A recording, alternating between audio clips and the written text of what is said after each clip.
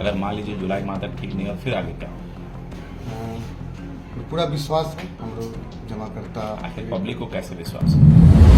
2-4-10 रोज में पहले जैसा ये महीना लास्ट तक ले ठीक हो जाएगा, लेकिन लास्ट में हम कल बात किए तो बोलेगा कि 7 से लेकर 10 तक लेके बीच में सुधर जाएगा। एक एम्प्लॉय होने के नाते आप लोग के भी मन में बात शंका रहती होगी कि आप लोग की नौकरी की भी बात है, तो आप लोग का क्या है इस पर कि आपको लग रहा है कि नौकरी सेफ है या फिर?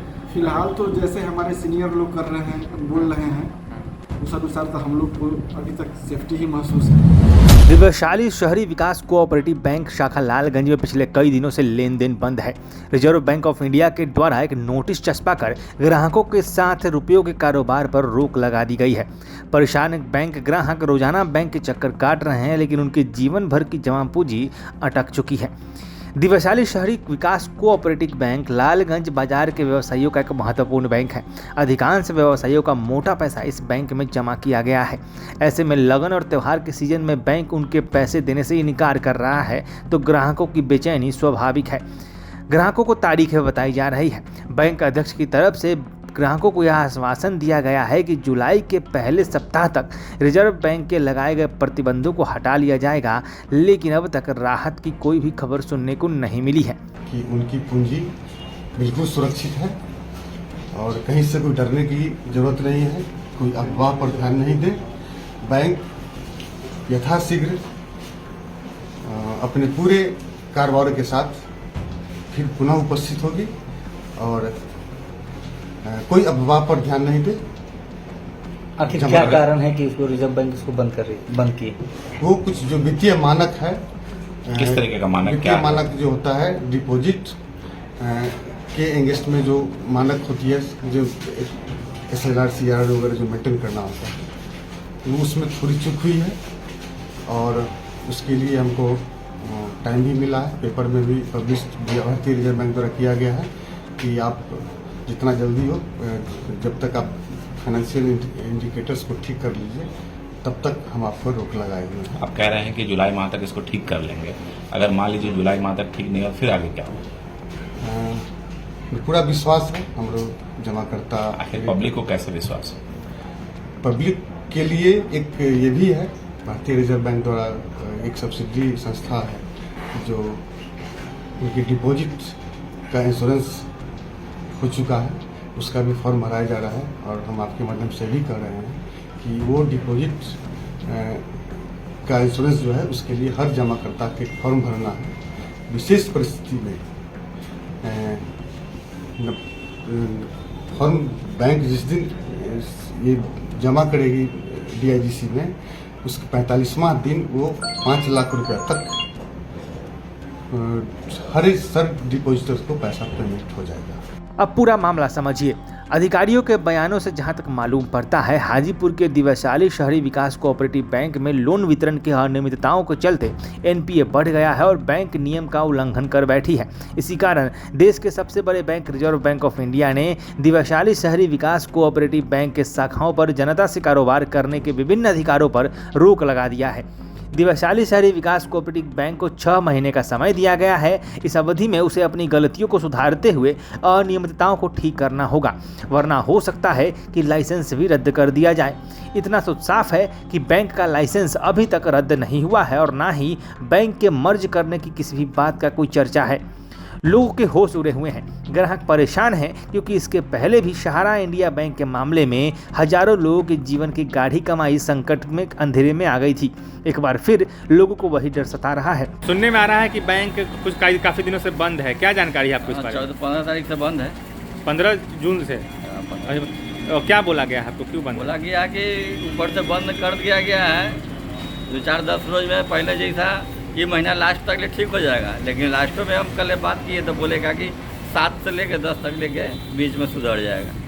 दिव्यशाली शहरी विकास कोऑपरेटिव बैंक के अधिकारी से जब हमने पूछा कि क्या होगा यदि बैंक डूब जाता है, तो उन्होंने DICGC के नियम का हवाला देते हुए कहा है कि ग्राहकों के 5 लाख रुपए तक वापस करने का प्रावधान है, जो बीमा के अंतर्गत आता है। इससे अधिक के लिए बैंक अपने लिक्विडिटी को बेचकर उसकी भरपाई करेगी, मतलब नीलामी जैसे बातों का भी जिक्र किया जा रहा है। मार्केट में कितने लोगों का पैसा जमा होगा लगभग? मेरे पास लगभग 3000 कस्टमर है, 3000 अबव।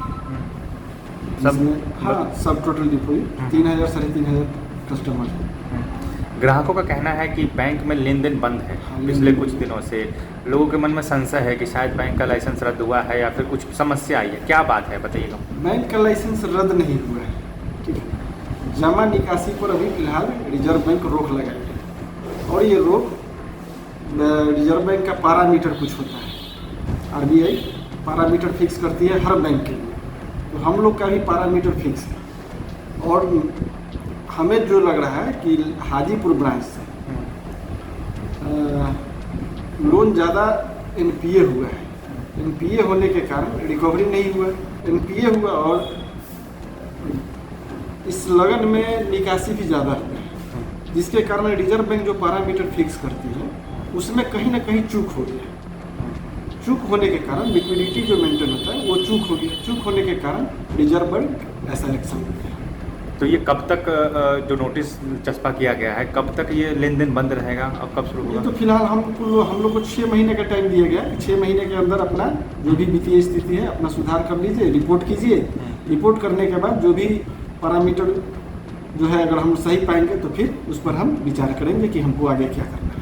मतलब 6 महीने तक लेन देन बंद रहेगा? नहीं 6 महीने तक लेन देन नहीं बने। आज अगर हम लोग का सारा पैरामीटर सही हो जाता है तो हम लोग रिजर्व बैंक को दे सकते हैं। रिजर्व बैंक को लेटर लिखेंगे कि हमारा सारा चीज़ ठीक हो गया है, आप आकर चेक कर लीजिए। चेक में अगर सही पाएंगे तो फिर नॉर्मल बैंकिंग शुरू हो जाएगा। ठीक है, तो अभी जो लोगों के मन में है, कुछ लोग कह रहे हैं कि बैंक मर्ज हो रहा है, कुछ लोग कह रहे हैं कि लाइसेंस रद्द हो गया है, कुछ लोग कह रहे हैं बैंक भाग गया है, इन सब जो अफवाह है या जो भी तथ्य आ रहे हैं उस पर क्या कहिएगा आप, लोगों से क्या अपील कीजिएगा? नहीं, बैंक भागना रहता तो सेकंड डे हम लोग शटर गिरा देते ना, सेकंड डे ही शटर गिरा देते। हम लोग को आने की क्या आवश्यकता थी?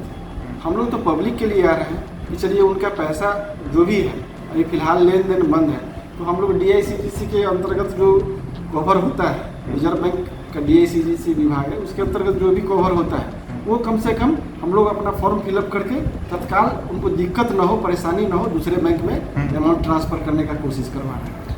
DICGC 5 लाख तक का हाँ, क्लेम 5 करती लाख तक है, है। जिनका 10 लाख 12 लाख है उनका जो 10 पैसा लाख 12 बचेगा। लाख है उनका, फिर अगर बैंक नॉर्मल बैंकिंग शुरू हो जाएगा तो फिर हम लोग यहाँ से सारा चीज़ शुरू करेंगे। एक संभावना क्या होता है, क्या होगा अगर मान लीजिए कि अगर मान लीजिए बैंक किसी प्रकार की अड़चन आती है और बैंक बंद होता है, तब उन लोगों के पैसे का क्या होगा? तो पैसे का लिक्विडिटी जो है उससे हम लोग पेमेंट करेंगे, अगर सक्षम होंगे तो पेमेंट करेंगे। अच्छा, जो बैंक मतलब जो नीलामी एक तरह से हो गया उसके हाँ, थ्रू। लिक्विडिटी हम लोग का लिक्विडिटी जो है RBI के पास जमा रहती है, उससे हम लोग फिर कवर करेंगे। एक एम्प्लॉय होने के नाते आप लोग के भी मन में बात शंका रहती होगी कि आप लोग की नौकरी की भी बात है, तो आप लोग का क्या है इस पर, कि आपको लग रहा है कि नौकरी सेफ है या फिर? फिलहाल तो जैसे हमारे सीनियर लोग कर रहे हैं, बोल रहे हैं, उस अनुसार तो हम लोग को अभी तक सेफ्टी ही महसूस है। अभी तक तो ऐसा नहीं लग रहा है कि सेफ्टी महसूस नहीं है। मतलब ग्राहकों को चिंता करने की ज़्यादा जरूरत नहीं? नहीं, चिंता करने की ज़्यादा ज़रूरत नहीं है। थोड़ा समय लगेगा सर? हाँ, समय लगेगा, समय थोड़ा लगेगा, ये है निश्चित है, समय थोड़ा लगेगा। और पब्लिक को हम यही बोलेंगे कि थोड़ा धैर्य रखिए, जैसे हम लोग आप लोग का काम करने के लिए धैर्य रखे हुए, आप लोग भी थोड़ा सा सहयोग कीजिए। नाम बता दीजिएगा अपना? कुमोद कुमार मेरा नाम हुआ, शाखा प्रबंधक। शाखा प्रबंधक नहीं, इंचार्ज हैं यहाँ के। अच्छा, इंचार्ज, ठीक है।